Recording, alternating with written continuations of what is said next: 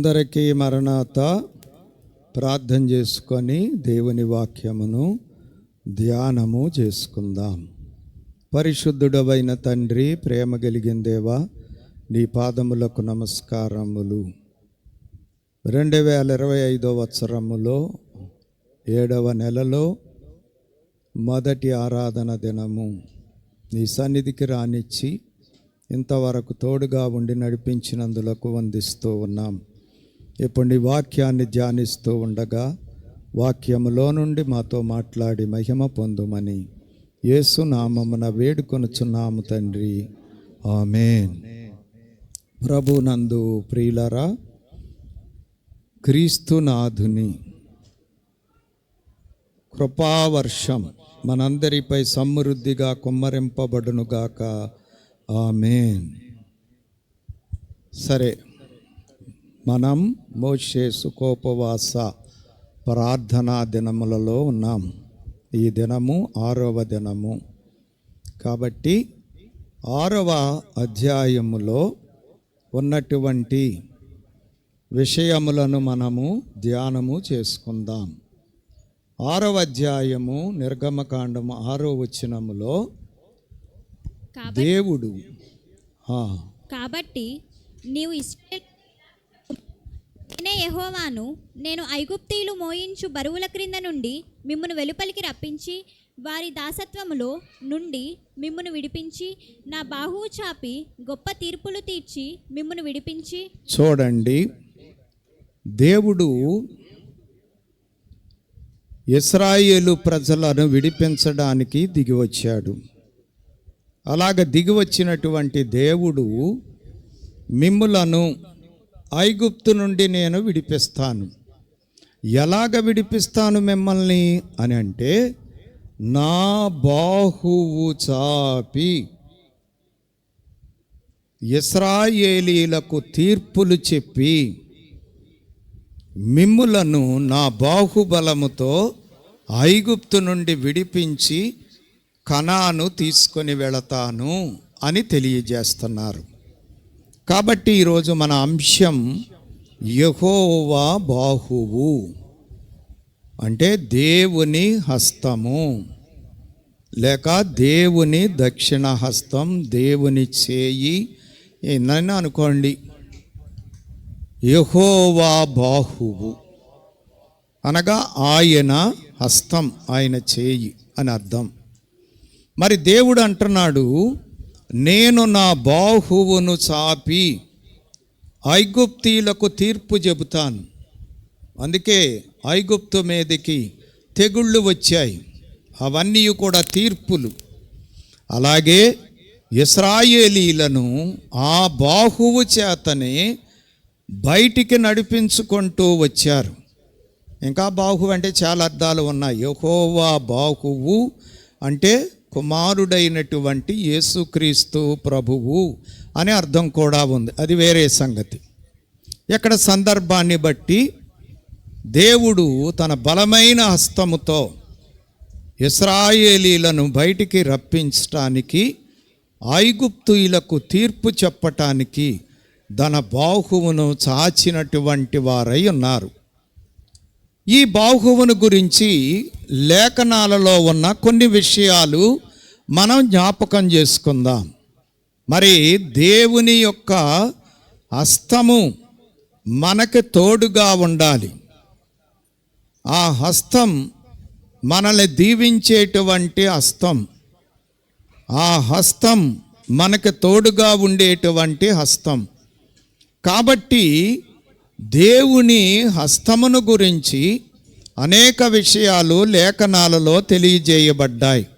కొన్నిటిని మాత్రం మనం జ్ఞాపకం చేసుకుందాం. ఈ నిర్గమకాండము 6వ అధ్యాయము 6వ వచనములో విమోచించేటువంటి బాహువు, ఐగుప్తు నుండి తన ప్రజలను విడిపించేటువంటి బాహువు.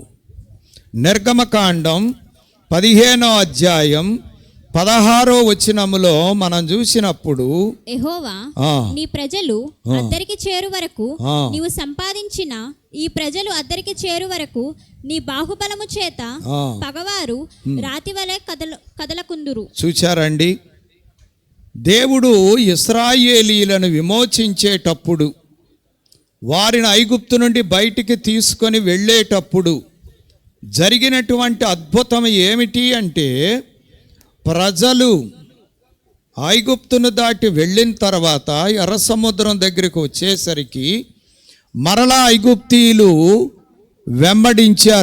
ఎమ్మడబడి వారిని తరుముకుంటూ వచ్చారు. అప్పుడు దేవుడు ఎర్ర సముద్రాన్ని పాయలు చేసి ఒడ్డుకు చేర్చాడు, ఈ దరి నుంచి ఆ దరికి. అలాగూ ఇశ్రాయేలు ప్రజలు ఒడ్డుకు చేరే వరకు ఈ ఐగుప్తు సైన్యం అంతా కూడా ఆ ఎర్ర సముద్రములో మరి కదలకుండా రాతి వలె ఉండిపోయారు, అంటే దాటలేకపోయారు. యెహోవా బాహువు ఇశ్రాయేలీలను అద్దరికి చేర్చినది, ఆ బాహువే ఐగుప్తీయులు సముద్రములో నుండి బయటికి రాకుండా ఆపివేసినది.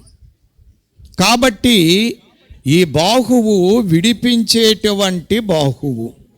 కీర్తనల గ్రంథము 77వ అధ్యాయము 15వ వచనము, నీ బాహుబలము వలన ఆ. యాకోబు యోసేపుల సంతతి వారకు ఆ. నీ ప్రజలను నీవు విమోచించి ఉన్నావు. చూచారా, నీ బాహుబలము చేత ఇశ్రాయేలు ప్రజలను నీవు విమోచించి ఉన్నావు. కాబట్టి దేవుడే ఇశ్రాయేలు ప్రజలను మరి ఐగుప్తు నుండి విడిపించి కనాను ప్రయాణమునకు సిద్ధపరిచినటువంటి వారై ఉన్నారు.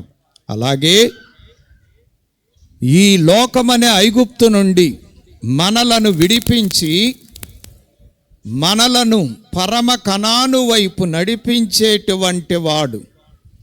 ఆయన బాహువే మనలను విడిపించి నడిపించి పరమ కనానును చేర్చేదై ఉన్నది.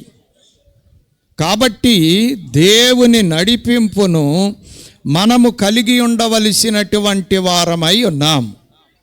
రెండవదిగా మనము చూసినట్లయితే, దేవుని యొక్క బాహువు కాపాడేటువంటి బాహువు. ద్వితీయోపదేశ కాండము 33వ అధ్యాయము 27వ వచనములో మనము చూస్తే, శాశ్వతుడైన ఆ. దేవుడు నీకు నివాస స్థలము ఆ. నిత్యముగా నుండు బాహువులు నీ క్రింద నుండును. ఆ. ఆయన నీ ఎదుట నుండి శత్రువులను వెళ్ళగొట్టి నశింపజేయుమనెను. చూడండి, దేవుని యొక్క బాహువు నీ క్రింద నుండును, శత్రువులను ఆయన వెళ్ళగొట్టి శత్రువులను నశింపజేసి నిన్ను కాపాడును. దేవుడే మనలను కాపాడేవాడు. ఇశ్రాయేలీలను కాపాడాడు. ఆయన హస్తమట ఎక్కడుందట? ఆయన బాహువులు నీ క్రింద నుండగను. అంటే అర్థం ఏంటి? ఒక పిల్లవాడిని తల్లి కానీ తండ్రి కానీ ఎవరైనా ఎత్తుకున్నప్పుడు ఆ పిల్లవాడి కింద వారి చేతులు ఉంటాయి. మనం సంకన ఎత్తుకున్నాం అనుకోండి, మన చేతులు ఎక్కడ పెడతాం? పిల్లవాళ్ళకి కింద పెడతాం. అంటే దేవుడు మనల్ని ఎత్తుకొని కాపాడేటువంటి వాడు. ఆయన మనలను తన భుజాల మీద మోపేవాడు. ఆయన హస్తాలలో మనలను భద్రపరిచేవాడు. ఇశ్రాయేలీలను అలాగా కాపాడుకుంటూ వచ్చాడు. కాబట్టి ఆయన బాహువు మన కిందనున్నది, అంటే మనల్ని ఎత్తుకొని ఆయన కాపాడుతూ ఉన్నాడు. ఆనాడు ఇశ్రాయేలీలను కాపాడిన దేవుడే ఈనాడు మన చుట్టూ ఉన్నటువంటి శత్రువుల బారి నుండి మనలను రక్షించడానికి ఆయన మనలను ఎత్తుకొని కాపాడేవాడై ఉన్నారు. దేవుడు మనలను కాపాడి భద్రపరిచేటువంటి వారై ఉన్నారు. కీర్తనల గ్రంథము 21వ అధ్యాయం 8వ వచనములో నీ హస్తము ఆ, నీ శత్రువులనందరినీ ఆ. చిక్కించుకొనును, మ్, నీ దక్షిణ హస్తము మ్. నిన్ను ద్వేషించు వారిని చిక్కించుకొనును. చూడండి. కాబట్టి శత్రువులను సిక్కించి వారిని మరి నశింపజేసి వారి ద్వారా హాని కలగకుండా చేసి శత్రువులను పారద్రోలి కాపాడేటువంటి వాడై ఉన్నారు. అందుకే లేఖనం చెబుతుంది, నీకు విరోధముగా రూపింపబడిన ఏ ఆయుధము వర్ధిల్లదు. దేవుడు మనకు తోడుగా ఉంటే, దేవుని హస్తం మనకి తోడుగా ఉంటే మన జీవితము భద్రముగా ఉండగలదు. యెషయా గ్రంథం 59వ అధ్యాయం 1వ వచనములో మనం చూస్తే, రక్షింపనేరక ఉండునట్లు యెహోవా హస్తము ఆ, కురుచకాలేదు. చూడండి, దేవుని బాహువు ఎప్పుడూ కూడా కురచగా ఉండదు. ఆయన ఇచ్చినా కానీ మనకి ఎలాగ ఉంటుంది? సమృద్ధి. ఆయన భద్రత ఏగ కూడా మన మీద వాలదు. తలలో ఒక ఎంట్రుకైనా రాలి కింద పడదు. అంత ఖచ్చితమైనటువంటి కాపుదల, భద్రత దేవుడు మన పట్ల నెరవేర్చేవాడై ఉన్నారు. అందుకే ప్రభు చెప్పారు, మీ తల వెంట్రుకలన్నీ లెక్కింపబడి ఉన్నాయి, తండ్రి చిత్తము లేకుండా ఒక్క ఎంట్రుక కూడా రాలి క్రింద పడదు. అంటే ఎంత కాపుదల, భద్రత ఉంది. మరి దేవుని హస్తం కొరచగా లేదు. మరి ఎందుకని ఆ హస్తం మనకి తోడుగా ఉండలేదు? ఎక్కడ చెబుతున్నాడు? మీ పాపములు, మీ దోషములు ఆయనకు మీకు అడ్డుగా వచ్చినవి. మన దేవుని సహాయాన్ని ఎందుకు పొందలేము అంటే, ఏదో ఒక పాపమును అడ్డు పెట్టుకుంటాం, ఆయనకి మనకి మధ్యలో గోడ కడతాం. అందువలన ఆయన కాపుదల, భద్రత మనకు కరువైపోతూ ఉంది. ప్రేమైన వారలారా, పాపం అనేటువంటిది చాలా భయంకరమైనది. అది దేవుడికి మనకి మధ్యలో అడ్డుగోడలాగా ఉంటుంది. అంటే ఆయనకి మనకి సంబంధం లేకుండా చేస్తుంది. ఆయన కాపుదల, భద్రత మనకు లేకుండా చేస్తుంది. అందుకే మనం ఎప్పుడు కూడా పాప దోషములను దేవునికి మనకి అడ్డుగా పెట్టేటువంటి ప్రయత్నాలు ఎప్పుడూ చేయకూడదు. దేవుని ఆజ్ఞలను అతిక్రమించి దేవుడు చెప్పినట్లు చేయక, దేవుడికి ఇష్టం లేని పనులు చేసి గోడలు కట్టకూడదు. అప్పుడు ఆయన బాహువు మనకు సహాయముగా ఉండదు. మూడవదిగా మనము చూస్తే, బలపరిచే బాహువు. దేవుని యొక్క బాహువే మనల్ని బలపరిచేది.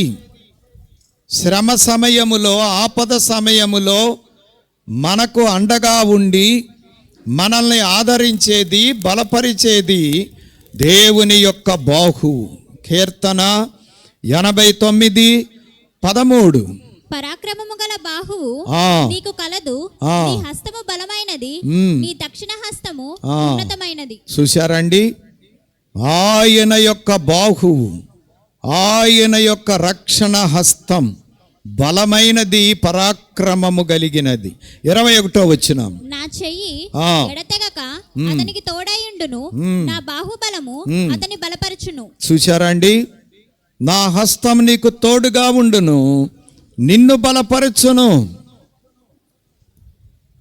బలహీనమైన పరిస్థితులలో, కృంగిన పరిస్థితులలో మనలను బలపరిచేటువంటి హస్తము. కాబట్టి దేవుని యొక్క బాహువు మనలను బలపరిచేటువంటిది, మనకి తోడుగా ఉండేటువంటిది. లేఖనముల్లో చూడండి, రాజుల మొదటి గ్రంథం 18వ అధ్యాయం 46వ వచనములో, యెహోవా హస్తము ఆ. ఏలియాను ఆ. బలపరచగా ఆ. అతడు నడుము బిగించుకొని అహాబు కంటే ముందుగా పరిగెత్తుకొని పోయి యెజ్రెయేలు గుమ్మమునొద్దకు వచ్చెను. చూడండి, దేవుణ్ణి మహిమపరిచాడు, రుజువు చేశాడు ఏలియా పందెం వేసి. 3.5 సంవత్సరాలు వర్షం లేదు. కర్మేలి కొండెక్కి ప్రార్థన చేశాడు. వర్షపు ధ్వని విన్నాడు. సేవకుడితో చెప్పాడు, ఆహాబును త్వరగా కోటకెళ్ళమని చెప్పి, లేకపోతే వరదల్లో కొట్టుకుపోతాడు. అటువంటి సమయములో దేవుని యొక్క హస్తమును బట్టి, దేవుని యొక్క బలపరిచే హస్తమును బట్టి ఏలియా రథములో వెళ్ళిన రాజు కంటే గుర్రముల యొక్క స్వారీ కంటే ముందుగా రాజుకోటను చేరుకున్నాడు. చూసారా, బలపరిచే హస్తం. రేపు 2వ రాకడలో మేఘములోనికి తీసుకొని వెళ్ళేటువంటి హస్తం. దేవుని హస్తం మనకు తోడుగా ఉండకపోతే ఎగరలేమో, ఎగిరిపోతాం. అందుకోసమే సిద్ధపడాలి, రాకడకు సిద్ధపడాలి. రక్షణ ఉచితమే, ఏం ఖర్చు పెట్టక్కర్లా. యేసయ్యా, నేను పాపిని, నా పాపముల కొరకే నీవు మరణించావు, నీ రక్తమే నా పాపములను కడిగే ఔషధం అని మన పాపమును పశ్చాత్తాపముతో ఆయన దగ్గర ఒప్పుకొని క్షమాపణ కోరుకుంటే నీవు రక్షింపబడతావు. దీనికేం పెట్టుబడి అక్కర్లా. కానీ రాకడ ఉచితము కాదు. రాకడకు మనము సిద్ధపడాలి. రాకడలో ఎత్తబడాలి అంటే ఆయన హస్తముతో బలపరచబడాలి. ఆయనే మనల్ని బలపరిచేవాడు, ఆయన ఆత్మే మనలను సిద్ధపరిచేవాడు. అందుకోసమే మనం సిద్ధపడవలసిన వారమై ఉన్నాం. కానీ రాకడ ఉచితం మాత్రం కాదు. ఇప్పుడు చాలామంది అనుకునేది ఏమిటి అంటే, రక్షణ పొందితే చాలు రాకడలో వెళ్ళిపోతాం అనుకుంటున్నారు. ఈ అభిప్రాయమును మార్చుకోవలసి ఉంది. రక్షణ కొరకు నీ పక్షముగా యేసయ్య శ్రమ పడ్డాడు, వెల చెల్లించాడు. రాకడ కొరకు నువ్వు శ్రమ పడాలి, వెల చెల్లించాలి, నీవు సిద్ధపడాలి. అందుకోసం యేసయ్య 3 ఉపమానాలు చెప్పారు. కన్యకల ఉపమానం, తలాంతుల ఉపమానం, గొర్రెలు మేకల ఉపమానం. కన్యకల ఉపమానములో చెప్పిందేంటి? గుమ్మం వరకు వచ్చారు వాళ్ళు, గుమ్మం దాకే వాళ్ళ దివిటీలు వెలుగుతున్నాయి, గుమ్మం కాడికి వచ్చేబట్టికే దివిటీలు ఆరిపోతున్నాయి. రాకడ వరకు బాగుండి రాకడ వచ్చేసరికి అవిధేయత, అజ్ఞానం, ప్రేమ తగ్గటం, అనేకమైనటువంటి కారణాలను బట్టి దివిటీలు ఆరిపోతూ ఉన్నాయి. అంటే ఆత్మ దీపాలు వెలగటం లేదు. దేవుని వాక్యముతో, దేవుని సహవాసముతో, దేవుని సన్నిధి, దేవుని యొక్క సూర్య ప్రకాశం పువ్వులకు రంగులద్దినట్లు దేవుని యొక్క మహిమ ప్రకాశము విశ్వాసి జీవితాలు వెలిగించబడినట్లుగా చేయబడకుండా ఏదో ఒక అడ్డము దివిటీలను వెలగనివ్వటం లేదు. ఆ కారణము చేత వారు లోపలికి వెళ్ళేటువంటి వరునితో లోపలికి వెళ్ళేటువంటి స్థితిని పోగొట్టుకున్నారు. అలాగే తలాంతుల ఉపమానములో 5 తలాంతులు ఇవ్వబడిన వాడు రెట్టింపు చేశాడు, 2 తలాంతుల వాడు రెట్టింపు చేశాడు, 1 తలాంతు వాడు పాతి పెట్టాడు. అంటే ఏం చేశాడు? యజమాని పక్షముగా పని చేయకుండా సోమరి అయిపోయాడు. దేవుని పనిలో సోమరితనము పనికిరాదు. సోమరితనం మనల్ని రాకడకు వెళ్లకుండా చేస్తుంది. బైబిల్ చదవటం బద్ధకం, ప్రార్థన చేయటం బద్ధకం, సన్నిధి బద్ధకం, కూడిక బద్ధకం, ఇవన్నీ కూడా ఈ సోమరితనాలు మనల్ని ఏం చేస్తాయి?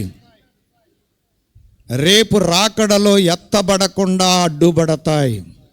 అందుకోసమే సోమరివైన చెడ్డదాసుడా అని చెప్పి ఆ తలాంతు కూడా తీసి, అంటే ఉన్న తలాంతు కూడా, రక్షణ అనేటువంటి తలాంతును కూడా తీసివేసి, ఎందుకంటే సిద్ధపడలేదు, రక్షణ మీదే ఆనుకొని నేను వెళ్ళిపోతాను అనుకున్నాడు, యజమాని మెచ్చుకుంటాడు అనుకున్నాడు. ఇచ్చిన తలాంతునే తిరిగి ఇచ్చేస్తే, నేను ఖచ్చితమే చేస్తున్నా కదా, నువ్వు ఇచ్చావు, మళ్ళీ నీకు ఇచ్చేశాను. రక్షణ ఇచ్చాడు యేసయ్య. రక్షణను నువ్వేం చేయాలి? రాకడ వరకు కొనసాగించుకోవాలి, రాకడకు సిద్ధపడటానికి పూనుకోవాలి. అదే వ్యాపారం. నీ వ్యాపారం ఏంటి అంటే, నువ్వు సిద్ధపడుతూ ఇంకా అనేకులను సిద్ధపడాలి. నీ ఇంటి వాళ్ళని సిద్ధపరచుకోవాలి, నీ చుట్టూ ఉన్న వాళ్ళని సిద్ధపరచుకోవాలి. నీకిచ్చిన రక్షణను మురగబెట్టుకోకూడదు. ఎంత గొప్ప రక్షణ నిర్లక్ష్యము చేసిన ఎడల ఎలాగ తప్పించుకుంటాం? ఆయన కష్టపడి సంపాదించి ప్రాణం పెట్టి నీకు ఇచ్చాడు రక్షణ. మరి ఏం చేసుకున్నావు ఈ రక్షణని? ఆయన దగ్గరికి వెళ్ళటానికి సిద్ధపడ్డావా? సిద్ధం చేసుకున్నావా? సిద్ధం చేసుకోకపోతే ఈ రక్షణ తీసివేయబడుతుంది రేపు తీర్పు దినమున. అర్హత లేదు, నువ్వు సోమరివి, నువ్వు పరలోకానికి పనికిరావు అని చెప్పి అక్కడ తీర్పు చెప్పబడుతుంది. కాబట్టి వీణ్ణి వెలపలకు త్రోసివేయండి. అక్కడ ఏడ్పును, చీకటి, గడాంధకారం, పళ్ళు కొరకటం, ఏడవటము ఉంటుంది. ప్రియమైన వారలారా జాగ్రత్త. ఈ రోజుల్లో చాలామంది ఏమనుకుంటున్నారంటే, యేసయ్యని తెలుసుకున్నాను, నేను రక్షణ పొందుకున్నాను, రేపు రాకడికి వెళ్ళిపోతాను. ఎక్కడికి వెళ్ళేది? రక్షణే, యేసయ్య సంపాదించి పెట్టిన రక్షణే పరలోక రాజ్యానికి పరిపూర్ణమైనటువంటి అర్హత కాదు. పాపాలు మనం విడిపించుకోలేం. అందుకోసం యేసే ప్రాణం పెట్టి మనల్ని రక్షించి రక్షణ మనకి ఇచ్చారు. అంటే పాఠశాలలో చేర్చారు, చదువుకొని పట్టా సంపాదించుకోవలసిన బాధ్యత నీ మీద ఉంది. అన్ని సదుపాయాలు ఆయన చేశాడు. బళ్ళో చేర్పించారు, నువ్వు బళ్ళో చేర్పించబట్టడానికి వీల్లేదు సంఘంలోకి, ఆయన విమోచన కార్యం లేకుండా. కాబట్టి చేర్పించాడు సంఘములో. సంఘములో చేర్పించబడ్డ నువ్వేం చేయాలి? క్రమములో ఉండాలి, నియమములో ఉండాలి, ఆధ్యాత్మిక విద్యలో అభివృద్ధి పొందాలి, దైవ సహవాసములో వృద్ధి పొందాలి, ఆయన రూపాన్ని నువ్వు అద్దుకోవాలి, ఆయన స్వరూపములోనికి నీవు మార్చబడాలి. అప్పుడే నీ పరీక్షలో నువ్వు పాస్ అవుతావు. రేపు మేఘములోనికి వెళతావు, పరలోక రాజ్యములో ఆయన పక్కన కూర్చుంటానికి అర్హత కలిగిన వాడుగా సిద్ధపడగలుగుతావు. లేకపోతే ఈ రక్షణ ఇతని యొద్ద నుండి తీసివేయండి. వీడు పనికిరాడు, సిద్ధపడలేదు, తయారు కాలేదు. పరమగీతము చివరి అధ్యాయములో మాకొక చిన్న చెల్లెలు కలదు, ఇంకా వయసు రాలేదు, ఏమి చేయం మేము అంటుంది సంఘ వధువు, సిద్ధపడిన వధువు. ఇంకా వయసు రాలా, పెండ్లి వయసు రాలేదు, రాకడ అంతస్తులోకి రాలేదు, రాకడొచ్చేస్తుంది. పరిస్థితి ఏంటి? కాబట్టి ప్రియమైన వారలారా, రక్షణ ఊడిపోతుంది, జాగ్రత్త. చాలామంది ఫిలాసఫర్లు కూడా చెబుతున్నారు, ఒకసారి వస్తే రక్షణ ఎక్కడికి పోదు. మరి పోకపోతే ఇతడు బయటికి నెట్టాల్సిన అవసరం లేదు. మోషే గారితో దేవుడు అంటున్నాడు, నా ఎదుట ఎవడ సరిగా లేకపోతే వాడి పేరునే జీవ గ్రంథములో నుండి ఏమన్నాడు, తీసేస్తాను అన్నాడా లేదా? మరి జీవ గ్రంథంలో పేరు రాస్తే ఎప్పుడు అట్టాగే ఉండిపోద్దా? మనం తైతెక్కలాడినా కానీ, ఎవడు నా ఎదుట పాపం చేస్తే వాడి పేరే తీసేస్తాను అంటే జీవ గ్రంథములో పేరు రాసినా కానీ తీసివేయబడటానికి ఆస్కారం ఉంది. కీర్తనల గ్రంథములో అంటాడు, వాని పేరు జీవ గ్రంథములో నుండి తుడుపు పెట్టుము. జాగ్రత్త, ఎంత గొప్ప రక్షణ పోగొట్టుకుంటే ఎంత భయంకరం. మూడవ ఉపమానంలో చెప్పారు, గొర్రెలు మేకలు. దేవుని మనస్సు కలిగి ఉన్నామా? గొర్రెల వరుసలో ఉన్నామా? ఆశీర్వాదాలతో మన జీవితాలు వర్ధిల్లుతున్నాయా? దేవుడు చెప్పినట్లుగా చేస్తున్నామా? దేవుని ప్రేమలో, దేవుని యొక్క మనస్సు కలిగి, దేవుని ఎదుట నిర్దోషులముగా, నిందారహితులముగా, ఆయన మెచ్చుకునే విధముగా మనము జీవించగలుగుతున్నామా? లేకపోతే శాపగ్రస్తమైన మేకల వలె దేవుడికి ఇష్టం లేని పనులు చేసి, దేవునికి ఇష్టమైన పనులు మానుకొని మేకల్లాగా మిగిలిపోతున్నామా? అందుకోసమే దేవుడు చెబుతున్నాడు, ప్రభువు గొర్రెలను చూసి అంటున్నాడు, నా తండ్రి చేత ఆశీర్వదింపబడిన వారలారా, భూమి పుట్టినది మొదలుకొని మీ కొరకు సిద్ధపరిచిన రాజ్యములోనికి ప్రవేశించండి, ఆనందించండి. మేకలతో చెబుతున్నాడు, శపింపబడిన వారలారా, అపవాది కొరకు సిద్ధపరిచిన అగ్నిగుండములోనికి వెళ్ళండి. ప్రియమైనటువంటి వారల జాగ్రత్త, రక్షణ ఉచితమే, రాకడ ఉచితము కాదు. అది నువ్వు కష్టపడి అంటే మన సొంత శక్తితో సిద్ధపడలే. మళ్ళీ అపార్థం చేసుకోబాకండి. మనము సిద్ధపడితే ఆత్మ తండ్రి సహాయం చేస్తారు. బళ్ళో చదువుకోవాలని ఉద్దేశం మనకుండి కష్టపడి చదువుతుంటే గురువు గారు సహాయం చేస్తారు, మనకి సలహా చెబుతారు, సిద్ధపరుస్తారు. అలాగే పరిశుద్ధాత్మ తండ్రి మనం ప్రయత్నం చేస్తే ఆయన సఫలపరుస్తారు. బైబిల్ చదువు, బైబిల్ చదివితే నీకు అర్థమయ్యేటట్టు చేస్తారు. నువ్వు బైబిల్ చదవకపోతే ఎలాగ అర్థమయ్యేటట్లు ఆత్మ తండ్రి చేయగలరు? నువ్వు ప్రార్థన చేస్తుంటే నీకు చేత కాకపోయినా ప్రార్థన నేర్పిస్తాడు ఆత్మ తండ్రి. 8:26 రోమాలో చెప్పలేదా? ఉచ్చరింప శక్యము కాని మూలుగులతో నీ పక్షాన ప్రార్థన చేస్తారు, విజ్ఞాపన చేస్తారు. నీవు సన్నిధిలో ఉంటే నీకు ఏం చేత కాకపోయినా దేవుని యొక్క సహాయము, సహవాసము, దేవుని యొక్క ప్రత్యక్షత నీవు పొందుకోగలుగుతావు. ఆత్మ తండ్రి సహాయము చేయగలరు. అసలు నువ్వు సన్నిధిలో కూర్చోకపోతే నీకు ప్రత్యక్షత ఎలాగ దొరుకుతుంది? అలాగే గుడి కార్యక్రమములో ఏకీభవించకపోతే నీకు మహోన్నతుని విద్య ఎలాగబ్బుతుంది? ఆత్మీయ స్థితిలో ఎలాగ నువ్వు బలపరచబడతావు? బడికి వెళ్లకుండా విద్య నేర్చుకోగలడా స్టూడెంట్? గుడి లేకుండా విశ్వాసి భక్తుడు కాగలడా? ఆత్మీయతలో ఎదగగలడా?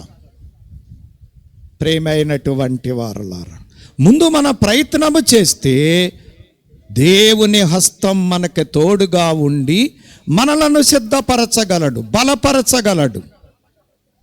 యెజ్రా గ్రంథం 7వ అధ్యాయం 28వ వచనం, నా దేవుడైన యెహోవా హస్తము నాకు తోడుగా ఉన్నందున నేను బలపరచబడి నాతో కూడా వచ్చుటకు ఇశ్రాయేలీయుల ప్రధానులను సమకూర్చితిని. చూశారండి, అందరూ కూడా బానిసలుగా వెళ్ళారు బబులోను, దుఃఖపడుతున్నారు, దేవుడికి మొరపెడుతున్నారు.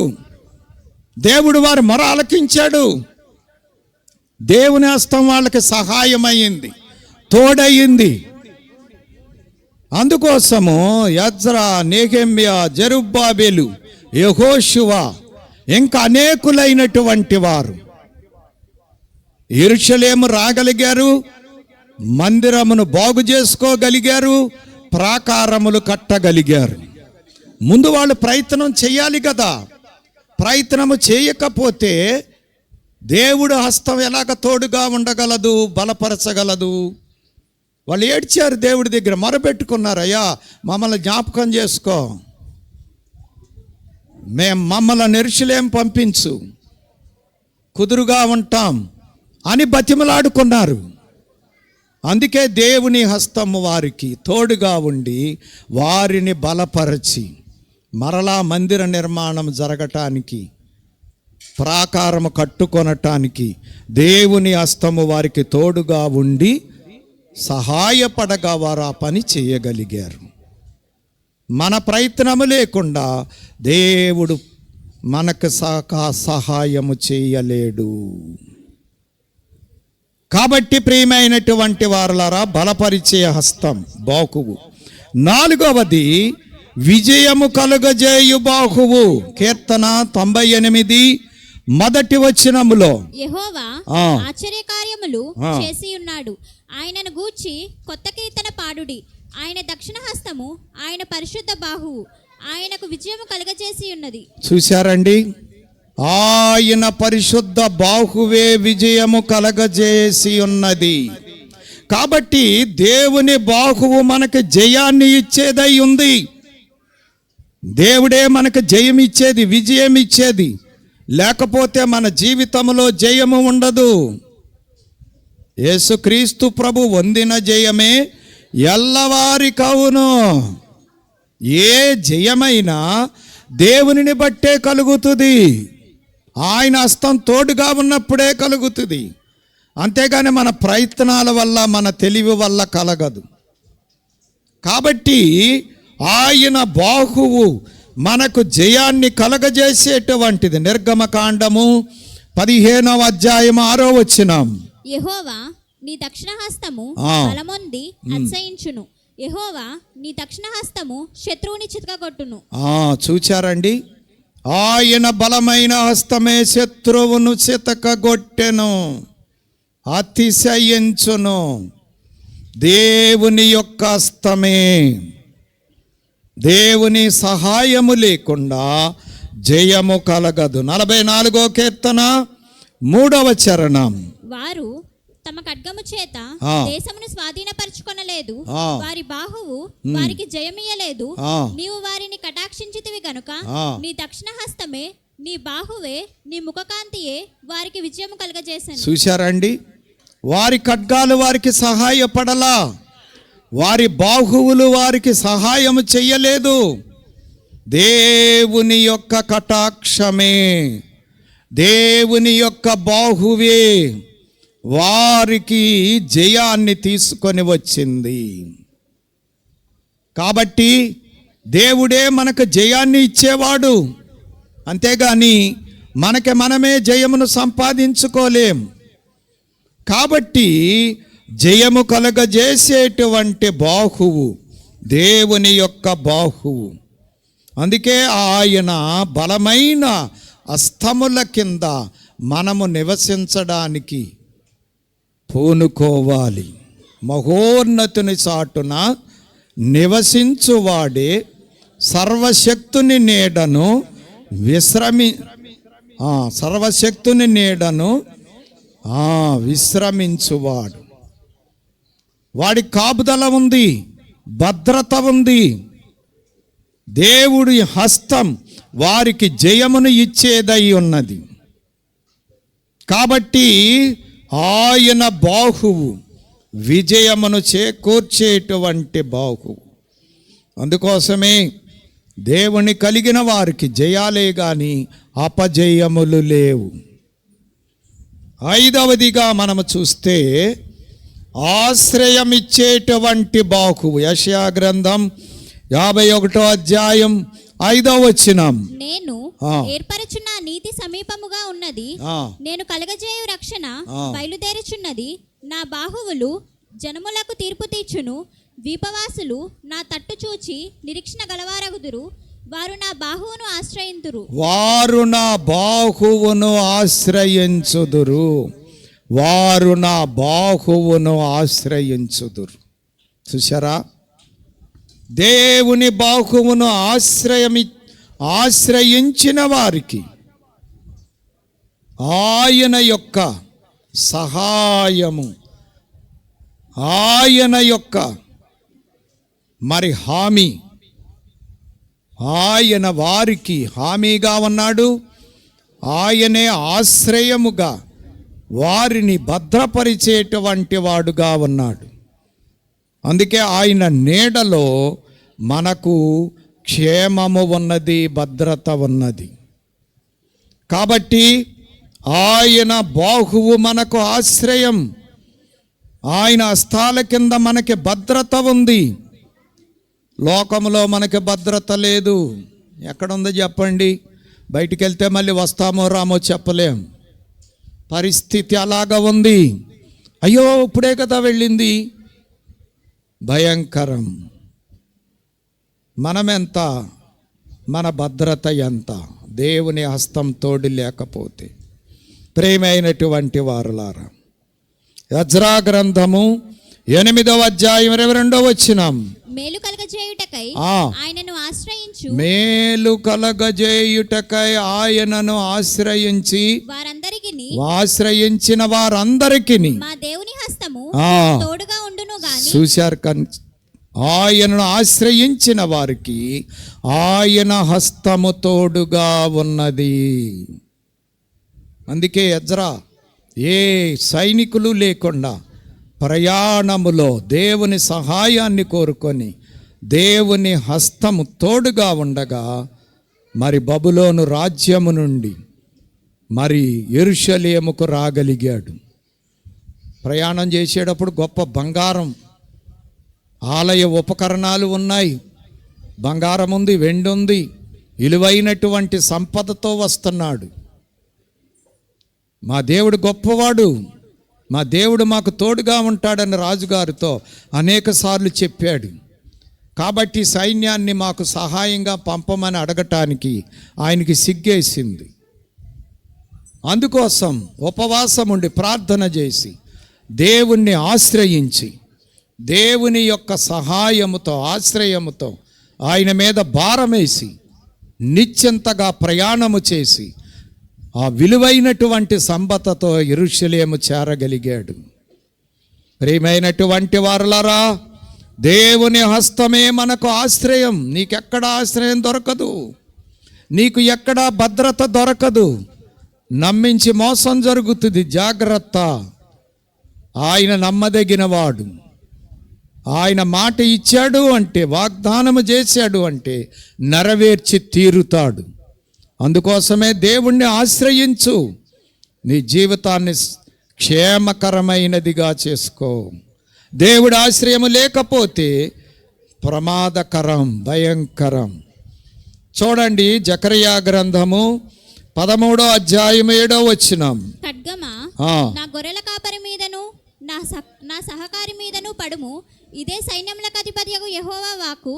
గొర్రెలు చెదిరిపోవునట్లు కాపరిని హతము చేయుము, చిన్నవారి మీద నేను నా హస్తముంచుదును. చూచారండి, గొర్రెల కాపరిని కొట్టుదును, గొర్రెలు చెదిరిపోవును, అయినా చిన్నవారి మీద నా హస్తము ఉంచెదను. మరి యేసయ్య సిలువలో యజ్ఞమైపోయినప్పుడు శిష్యులైనటువంటి వారు గొర్రెలు చెదిరిపోయారు. అయినా మేడగదిలో ఆశ్రయం ఇచ్చి తన హస్తాన్ని తోడుగా ఉంచి మరలా వారిని సిద్ధపరిచాడు దేవుడు. ప్రపంచమంతా తిరిగి ప్రభు సువార్త ప్రకటించారు ఆ రోజుల్లోనే. కాబట్టి నా హస్తమును చిన్నవారి మీద ఉంచెదను. కాబట్టి దేవుని హస్తమే వారికి ఆశ్రయమయ్యింది. ఆ హస్తము కింద ఉన్నటువంటి వారు చెదిరిన మరలా ఒక చోటికి చేరగలిగారు, దేవుని కోసం సిద్ధపడగలిగారు, దేవుని పని చేయగలిగారు. 6వది చూడండి, రక్షించే బాహువు. యెషయా గ్రంథం 52వ అధ్యాయం 10వ వచనం, సమస్త జనముల కన్నుల ఎదుట యెహోవా తన పరిశుద్ధ బాహువును బయలుపరిచి ఉన్నాడు. భూదిగంత నివాసులందరూ మన దేవుని రక్షణ చూచెదరు. భూదిగంత నివాసులందరూ మన దేవుని రక్షణ చూచెదరు. ఎందుకంటే ఆయన బాహువు సాపబడి ఉన్నది. దేవుని యొక్క బాహువు మనల్ని రక్షించేటువంటిది. ఆయన హస్తము చాచి మనల్ని దీవించగలరు, హస్తము చాచి మనల్ని కాపాడగలరు, హస్తము చాచి మనల్ని దీవించగలరు, హస్తము చాచి మనల్ని భద్రపరచగలరు.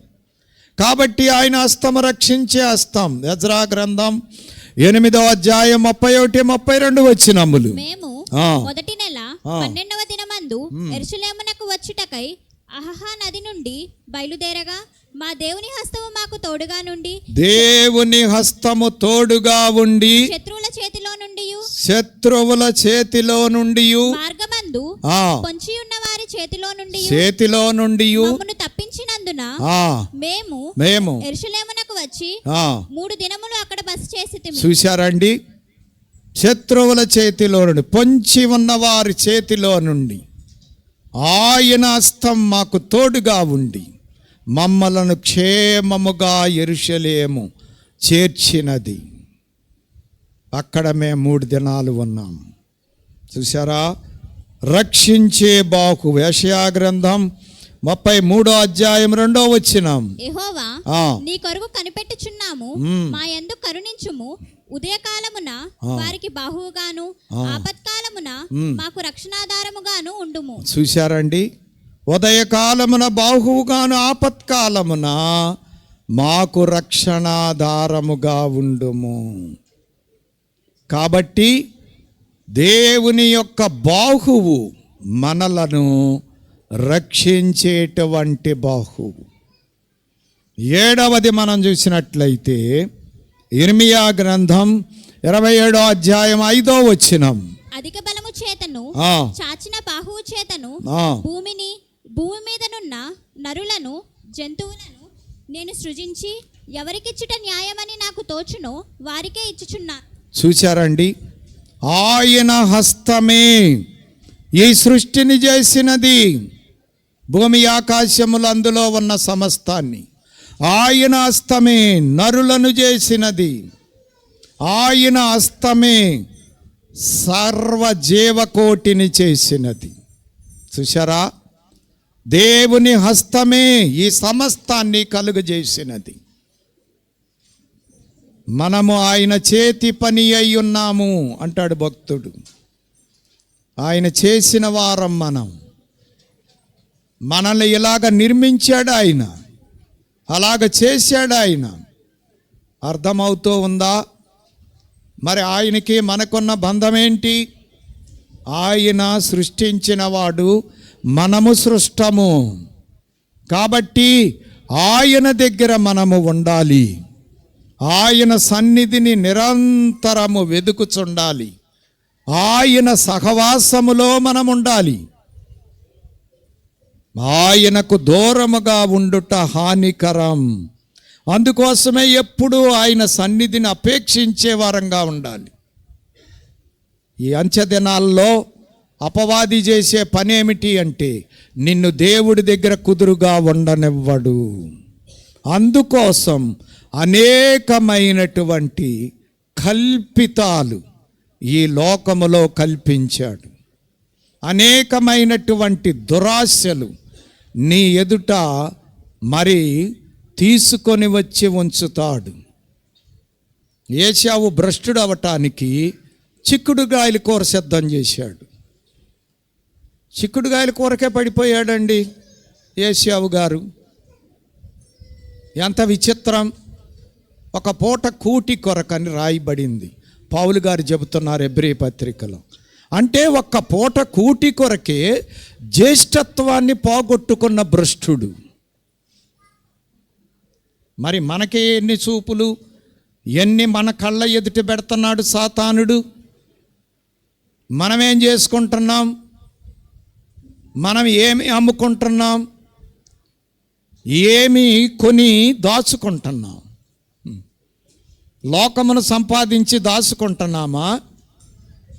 దేవుని దగ్గర, దేవుని సన్నిధిలో దేవుడు ఇచ్చే వాటిని సంపాదించి దాచుకొని మురుస్తున్నామా?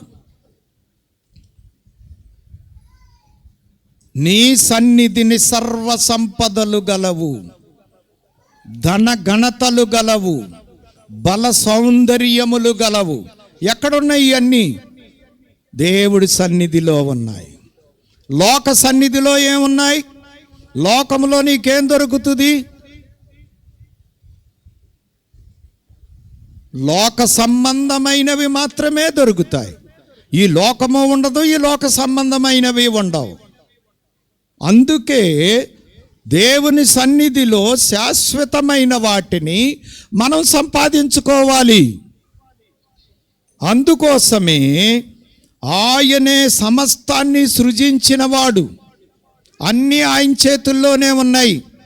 పరలోకమైన, పాతాళమైన, భూలోకమైన, మరి ఏ లోకమైన ఆయన వశములో ఉంది. అందుకోసం ఆయన పాదాల దగ్గర కూర్చొని ఆయన ఇచ్చే వాటిని మనము అందుకొని జాగ్రత్త చేసుకోవాలి. ఇంకా మిగిలినవన్నీ అన్నీ కూడా శాశ్వతములే. పంచభూతముల మహా వేండ్రముతో లయమైపోయే దినము కొరకు కనిపెట్టుకున్నాయి. అసలు ఈ లోకమే ఉండదు. ఇంకా ఈ లోకంలో మనం కూడబెట్టుకున్నవి ఎందుకుంటాయి? మనం సంపాదించుకున్నవి, మనం మురిచేవి ఎందుకుంటాయి చెప్పండి? కాబట్టి ప్రియమైనటువంటి వారలారా, ఆయనే సమస్తానికి ఆధారభూతుడు. ఆయనే సమస్తాన్ని కలుగజేసినవాడు, సృష్టించినవాడు, సృజించినవాడు. 95వ కీర్తన 5వ చరణం. సముద్రము ఆయనది, ఆయన దాన్ని కలుగజేసెను, ఆయన హస్తములు భూమిని నిర్మించెను. చూసారా? ఆయన హస్తములే అన్నిటినీ కలగజేశాయి. భూమిని ఆకాశములను సృజించినవి ఆయన హస్తాలే. యెషయా గ్రంథం 48వ అధ్యాయం 13వ వచనం. నా హస్తము భూమి పునాది నా హస్తము భూమికి పునాది వేసెను. నా కుడి చేయి ఆకాశ వైశాల్యములను, నా కుడి చేయి ఆకాశ వైశాల్యములను వ్యాపింపజేసెను. నేను వాటిని పిలవగా ఒకటి తప్పకుండా అవన్నీ నిలుచును. చూశారండి? అన్నిటినీ నిలబెట్టాడు ఆయన. ఆకాశాన్ని చేశాడు కుడి చేత్తో, ఆకాశంలో నక్షత్రాలను చేశాడు, సూర్యుడిని చేశాడు, చంద్రుణ్ణి చేశాడు, నిలబెట్టాడు. అంతే, నిలిచిపోయాయి అవి. సమస్తము ఆయన హస్తమే చేసినది. కాబట్టి అన్నిటిపై ఆయనకే అధికారం ఉంది.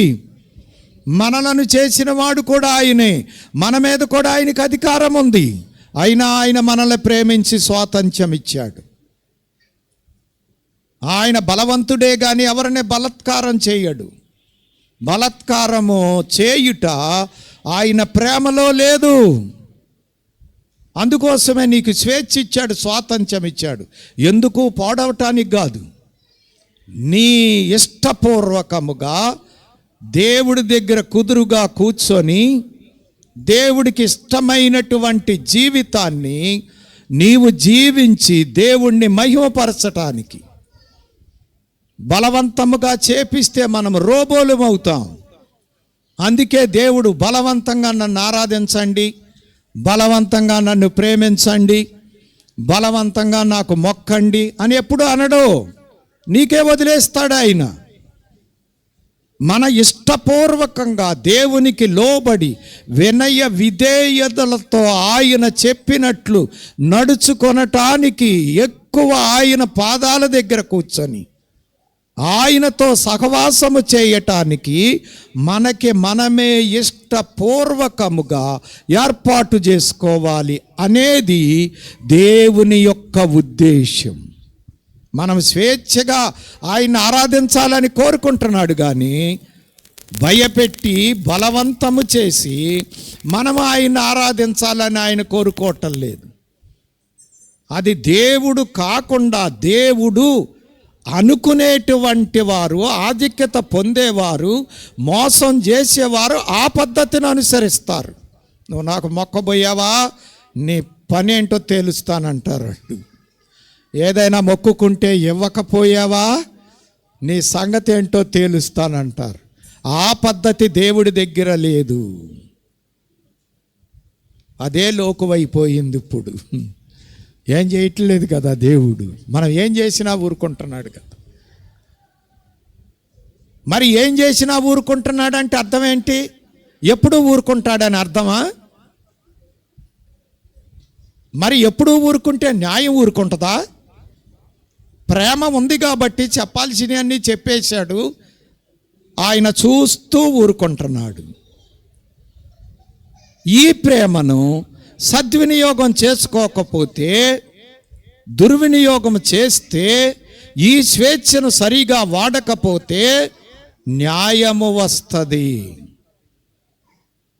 న్యాయం దగ్గరికి వెళ్ళేటప్పటికీ తీర్పు లెక్కలు వస్తాయి. తీర్పులోకి వెళ్ళేటప్పటికి మనము జీవించిన జీవితాన్ని బట్టి ఫలితం ఉంటుంది. చూసారా ఎంత ప్రమాదం ఉందో? ఊరుకుంటున్నాడంటే అర్థం ఏంటి? భర్త గారు భార్య ఏం చేసినా ఊరుకుంటున్నాడు, ఏం మాట్లాడతల్లా అంటే అర్థం ఏంటి? ప్రేమిస్తున్నాడు, గడువిస్తున్నాడు, ఇంకా దిద్దుకుంటుందని ఎదురు చూస్తున్నాడు. లోన అగ్ని పర్వతాలు మండిపోతున్నాయి.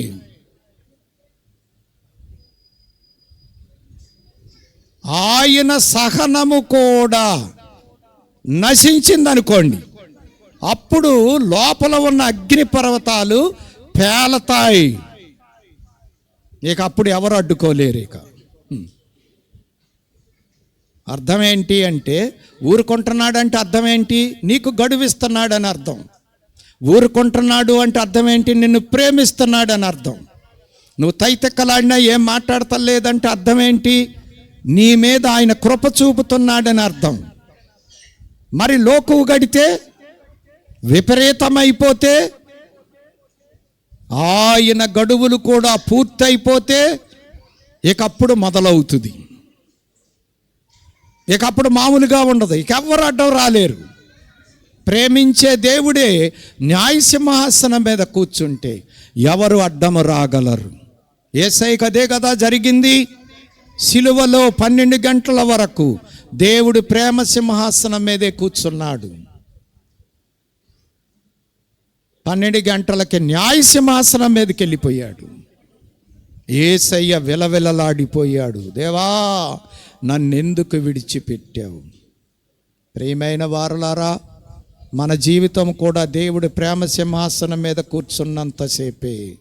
నీ జీవితంలో దేవుడు ప్రేమ కుమ్మరిస్తున్నంత కాలమే నీకు కృపాకాలము.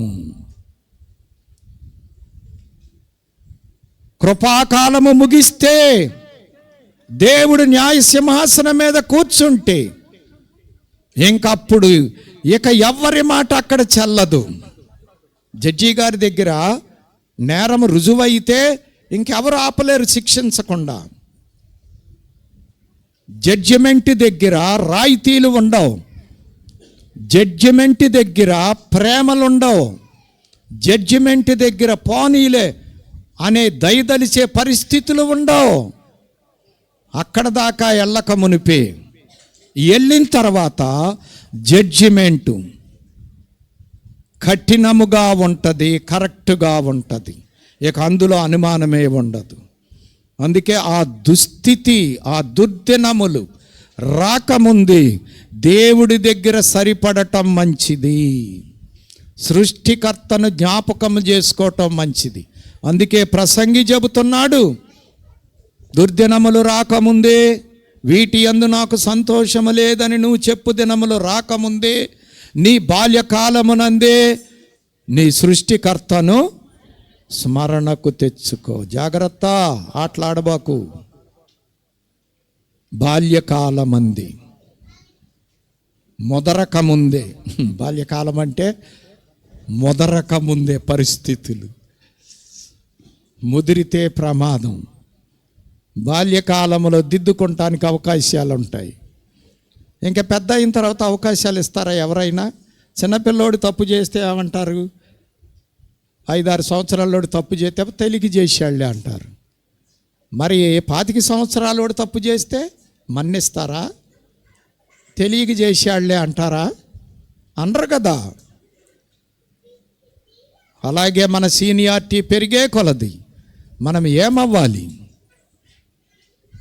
లోటుపాట్లను దిద్దుకొని దేవుని ఎదుట సరిగా జీవించే విధానంలోనికి రావాలి. దిద్దుబాటు జరగాలి, భక్తిలో ఎదగాలి, రాకడ తలంపులో ఉండాలి, రాకడకు వెళ్ళిపోవటానికి సిద్ధపడుతూ ఉండాలి, సన్నిధిలో తయారవుతూ ఉండాలి. పెళ్లి కుమార్తెగా పెళ్లి కుమార్తె గదిలో నుండి రావలెను అని రాయబడి ఉంది, కానీ లోకములో నుండి రావలెను అని రాయబడలేదు. లోకములో నువ్వు పెళ్లి కుమార్తెగా సిద్ధపడలేవు, రాకడ అంతస్తు సంపాదించుకోలేవు. సన్నిధిలోనే అది సాధ్యం. అందుకోసమే నువ్వు గది అనుభవములోకి రావాలి. ప్రభువుతో నీవు సహవాసంలో ఉండాలి. 2 సహవాసాలు ఎప్పుడు గుర్తుపెట్టుకోండి. 1 ప్రభువు సహవాసం, సన్నిధి, వ్యక్తిగత సన్నిధి. 2 సంఘ సహవాసం, ఆయన శరీరముతో కలిసి ఉండటం. సంఘమే ఆయన శరీరం. ఆ శరీరములో ఒక ఏలు నీవు, ఆ శరీరములో ఒక అవయవము నీవు. శరీరములో నుండి అవయవము వేరైతే, ఏదైనా దెబ్బ తగిలింది, ఏలు లేచి అవతల పడింది, ఈ ఏలు ఏమైపోద్ది? జీవము లేదు దీనికి, ఎండిపోద్ది, ఎందుకు పనికి రాకుండా అయిపోద్ది. ప్రభు అదే చెప్పారు 15వ అధ్యాయం యోహాను సువార్తలో. ద్రాక్షవల్లిలో ఉంటేనే గాని తీగ ఫలిస్తుంది. ద్రాక్షవల్లిలో లేకపోతే తీగ ఏమైపోద్ది చెప్పండి? ఎండిపోద్ది. అటువంటి వాటిని వేరి అగ్నిలో తగలబెడతారు. అంతే కదండి. పౌలు గారు ఎంత చక్కగా చెప్పారు. సంఘము క్రీస్తు శరీరం. సంఘముతో ఏకీభవించి ఉండాలి. మన అవయవాలన్నీ శరీరంలో ఉండాలి, శరీరము నుండి వేరవ్వకూడదు. 12వ అధ్యాయంలో చెప్పాడు కూడా, కాలు నేను ఉండను శరీరంలో అంటే కుదరదు, చెయ్యి నేను ఉండను అంటే కుదరదు, పని జరగదు, చేతికి నష్టం జరుగుద్ది. మరి ఒక అవయవం వేరైంది అనుకోండి, ఏ యాక్సిడెంట్లోనో ఏలో తెగ అవతల పడింది అనుకోండి, ఇంకా శరీరంలో నుండి రక్తం ఈ ఏళ్ళలోకి వస్తుందా? శరీరానికి ఈ ఏలికి ఏమైనా సంబంధం ఉంటుందా? అసలు ఈ ఏలిక బతికుంటుందా? జరగదు.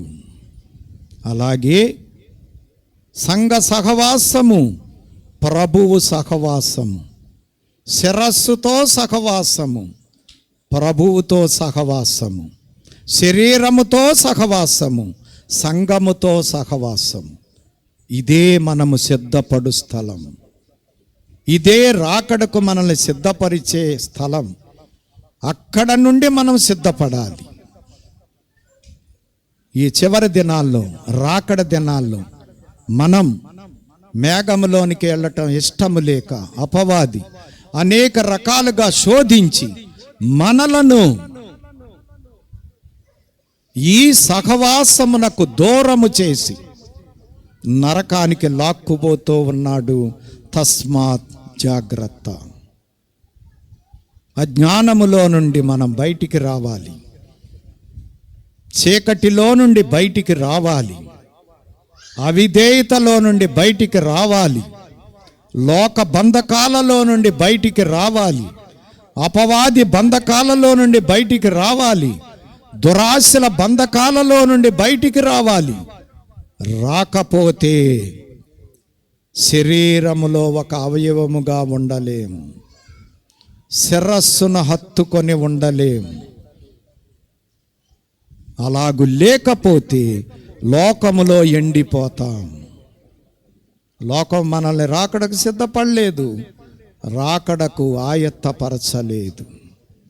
అందుకే దేవుడు ఏర్పాటు చేశాడు సన్నిధి, సహవాసం, సంఘం, దేవాలయం. అందుకే ఇచ్చాడు మనకి బహుమానంగా వరము.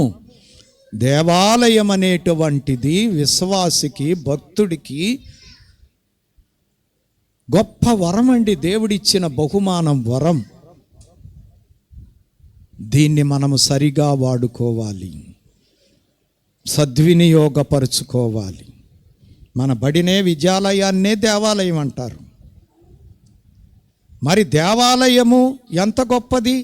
ఒక విధంగా చెప్పాలి అంటే దేవాలయము నీకు పరలోకపు గవిని.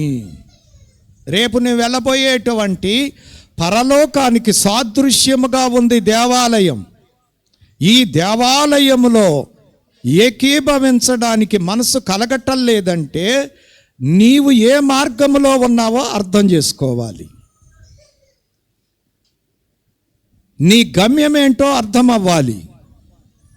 సాతాను ఎంత మరుగు చేస్తున్నాడో, ఎంత ముసుగు వేశాడో, ఎంత నిన్ను మార్గం తప్పించాడో నీకు అర్థం అవ్వాలి.